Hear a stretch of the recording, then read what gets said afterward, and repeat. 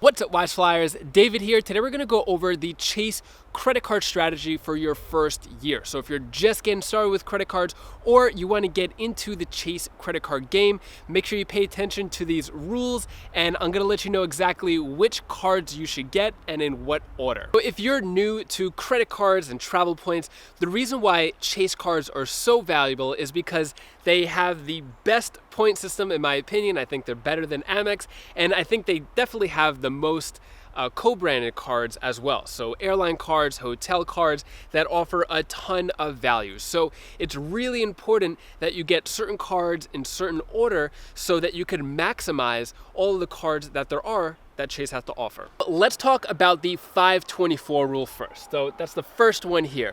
If you have gotten cards before or you're trying to get under 524, 524 is the most important rule when it comes to getting Chase credit cards. Really quick, 524 means if you've opened 5 cards or more from any bank in the past 24 months, you won't be approved for any Chase credit card at all. That's why you want to choose your Chase credit cards wisely. And of course, you just want to go for the Chase cards first until you fill up those 5 slots, and then you could venture on to Amex and Citi. If you want to check your 524 count, really easy. You could set up a free account at creditkarma.com and you could see what cards you've opened.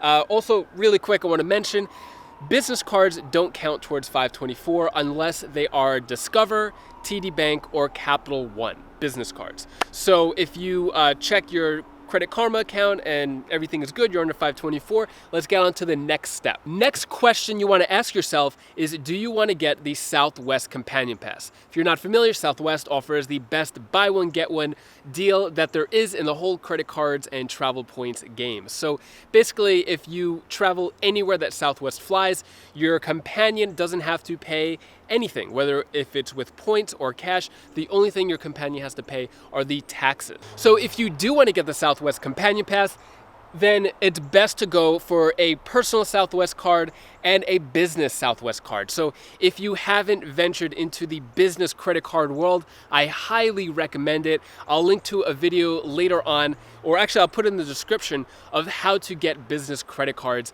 It's really easy. Don't be intimidated by it. If you get business credit cards, you could get so many more points and credit cards and miles for a bunch of free travel, which is what this is all about. You get a Southwest personal card. There's 3 different types that you could choose from: the Plus, Premier, and Priority card. I think the Priority card is the best personal version of Southwest credit cards. Then you get a business Southwest credit card as well. There's 2 of them. There's the Performance and the Premier. $99 annual fee for the Premier, and the Performance at the time of filming this video has a 70,000 point sign-up offer with a $199 annual fee. So at the time of filming this video, you are allowed to actually get both Southwest business credit cards, but I heard that they're ending that soon. So if you're watching this in the future, just remember, 1 personal, 1 business. And if you are not going for the Southwest Companion Pass, then this is the next step right here. So you want to get a Chase UR point, Chase Ultimate Reward Point Earning Credit Card first. Reason why: flexible currencies such as Chase Ultimate Reward Points allow you a lot more flexibility when it comes to travel. You could use your points through the portal, you could transfer to partners, rather than putting all of your spending on a single airline credit card or hotel credit card. You're then stuck with whatever redemption options there are with that one loyalty program. And airlines, hotels are constantly devaluing their programs on a regular basis.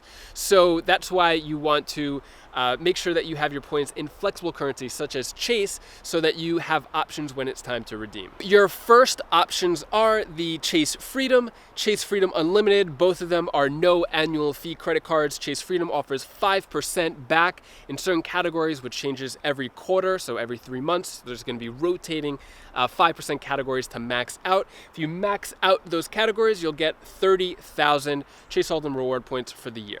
Chase Freedom Unlimited, CFU, That's going to give you 1.5 points per dollar on every single purchase. No categories, no worrying about rotating bonuses, nothing like that. It's just 1.5 points per dollar on every single category. You're going to apply for one of these if your credit score is below 700, because you won't be able to be approved for the Sapphire cards, which is next. So if your score is below 700, I recommend starting off with a Chase Freedom or Chase Freedom Unlimited card. Then you could go to this next card, which is either going to be the Chase Sapphire Preferred card or the Chase Sapphire Reserve card. You could only choose one Sapphire card, so choose wisely. The main difference between the Chase Sapphire Preferred, Chase Sapphire Reserve is they both have annual fees. Chase Sapphire Preferred card offers 60,000 Chase points after spending 4,000 in 3 months, $95 annual fee. Chase Sapphire Reserve offers 50,000 Chase Ultimate Reward points after spending 4,000 3 months. Chase Sapphire Reserve card offers a lot more benefits. I'm not going to go over it in this video, but you get airport lounge access, TSA global entry, TSA PreCheck global entry, 1.5 cents per point through the travel portal. Both of these cards, whichever one you choose, are going to allow you to transfer to partners. That's where the real value with Chase points are. If your credit score is above 700, then I highly recommend going for either Sapphire card. If you're going to travel a little more throughout the year, then the Chase Sapphire Reserve card is your card, because then you could take advantage of those travel benefits. Then if not, then the Chase Sapphire Preferred card, get an extra 10,000 points, but you could also upgrade or downgrade between these cards. And if you have a Sapphire card, you could also upgrade or downgrade between the no annual fee Freedom cards. So as I mentioned, this is the first year strategy with Chase credit card. So when what should be the space between applications? It's a good question. So you could get away with 60 days between applications. Ideally, you want to space it out a little more, 90 days. You want to make this a long-term game. You want to build a relationship with Chase so that they like you, they approve you for their cards, they give you higher credit limits if you want that, and you could just keep getting more and more cards. So you don't want to apply for too many cards too fast, because it may be a red flag. They may think that you're just in it for the sign-up offers and you don't really care about building a relationship with Chase. You're just trying to grab and not give. What Chase is hoping is that you get one of these credit cards, keep it forever, get into a lot of debt, pay interest to them on a regular basis, pay late fees, but you are smarter than that, and you're gonna get away with never having to pay any late fees, never interest at all. You're gonna pay all your bills in full every single month, and you're gonna come out on top with a lot more points, especially if you follow this strategy. And if you're wondering which Chase credit cards I have the Chase Sapphire Reserve card, and I have all 3 of the business cards, which I'll get into right now. So the next question to ask yourself is, are you allowed to get business credit cards? As I said before, business credit cards are so valuable because you could get so many more points, and I'll explain exactly how. If you can get business credit cards, yes, then if we look over here, it's going to be the Chase Ink Preferred, Chase Ink Unlimited, and Chase Ink Cash. Those are the 3 Chase Ultimate Reward Point earning credit cards. So you want to get those first. You want to max out on as many Chase Ultimate Reward Point earning credit cards as possible. Chase Ink Preferred has a $95 annual fee, but it offers 80,000 point sign-up offer after spending 5,000 in 3 months. Both the Chase Ink Unlimited and Chase Ink Cash offer 50,000 point sign-up offer after spending 3,000 in 3 months, no annual fee for either one of those. So the goal is you want to get all 3 of these cards. Not right away, but I'll explain how you're going to mix it in. All right, let me just move over to this side. So if you can get business credit cards, then the Chase Ink Preferred card I recommend getting first because it offers the 80,000 point sign-up offer. Especially if you have some travel plans coming up, you could definitely make use of those points. If you don't have any travel plans, then either the Chase Ink Unlimited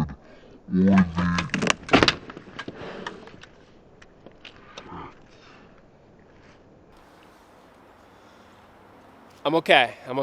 All right, you guys still with me? The whole thing just crashed. If you're wondering, I'm in a forest right now, right by my house.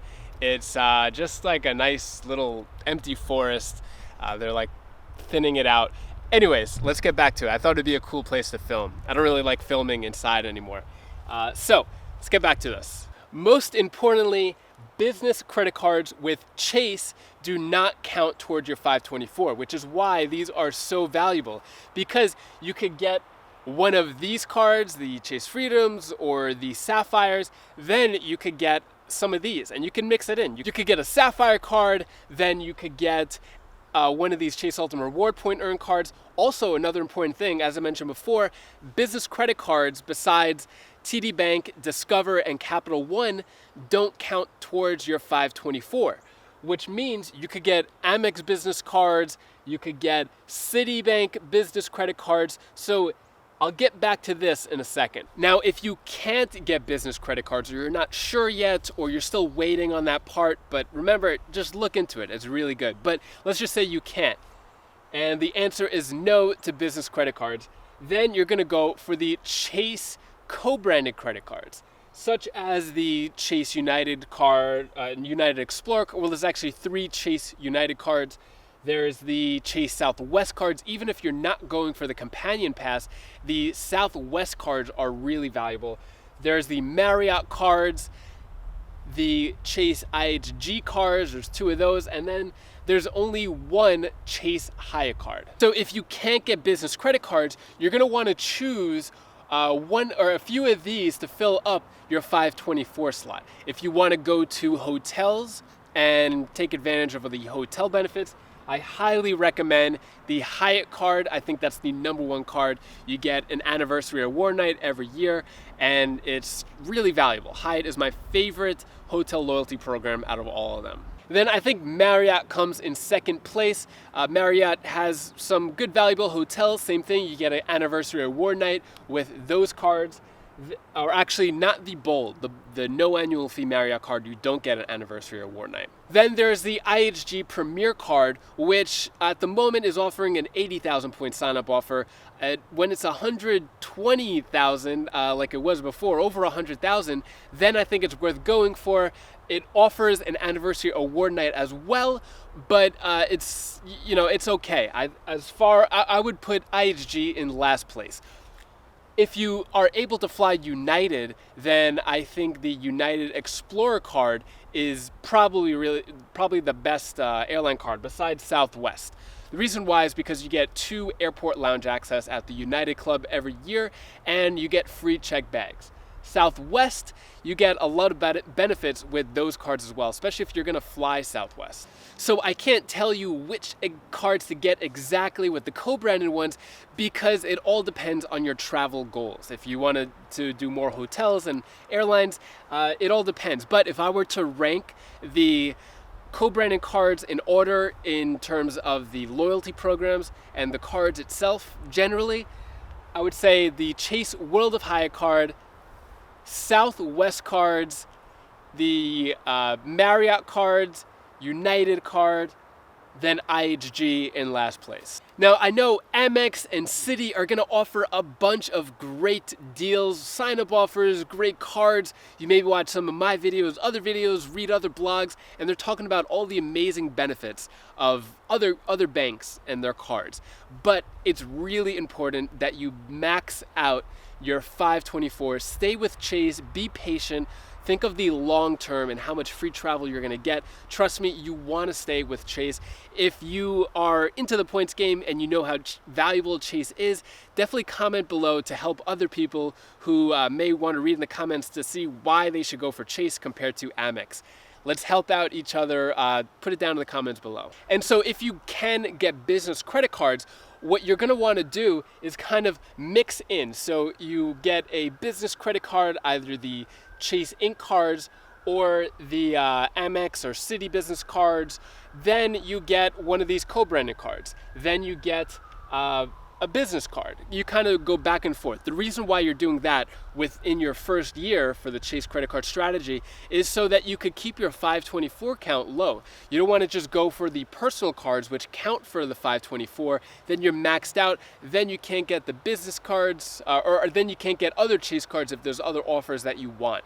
The goal is to stretch out the applications and see if you could get all of the business cards mix in these cards, and then also get some of the Amex Business and Citi Business cards as well. If you want to learn how to get approved for Chase credit cards, you can look at this video over here, Chase credit card approval tips, or click the Chase credit card strategy playlist right over here, and I'll see you in the next video.